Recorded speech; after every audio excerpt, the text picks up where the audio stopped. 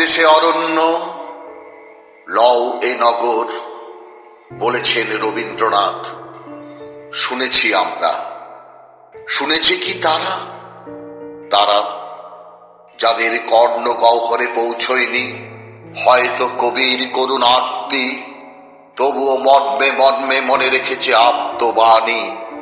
সবুজের আহ্বানে হয়তোবা জঠরের টানে কাব্য গাথায় রচিত হয় অরণ্যের দিন রাত্রি। কাব্য কথায় চর্চিত হয় অরণ্যের অধিকার।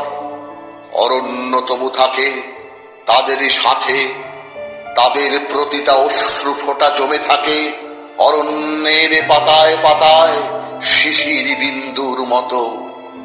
তাদের কথা কে শুনবে অরণ্য ছাড়া? তাদের সরলতায় আজও মাথা তুলে দোলা দেয় সরল বর্গীয় চিরহরিৎ, যাদের নগ্ন পায়ের ঘর্ষণে উন্মুক্ত আওয়াজ তোলে চৈত্র মাসের ঝরে পড়া শুকনো পাতাগুলো।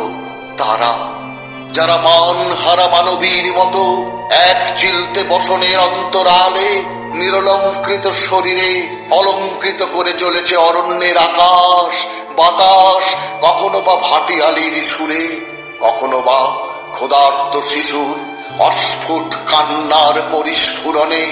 যাদের ক্ষুধার্ত মুখে মুখরিত হয় না কোনো মুখবন্ধ। গ্রন্থাগারে ঠাঁই হয় শুধু পাঠ্য হিসাবে, পাঠক হিসাবে নয়।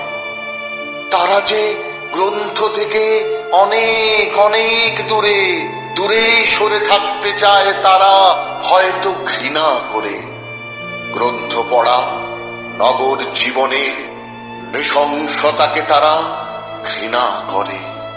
ঘৃণা করে তারা গ্রন্থ পড়া মানব সভ্যতার অসভ্য চোখের বর্বরতাকে। তারা যাদের কাছে আমরা পৌঁছাতে পারিনি কোনোদিন, পারিনি তাদের কাছে টানতে, কাছে টানার ইচ্ছেও যে নেই আমাদের।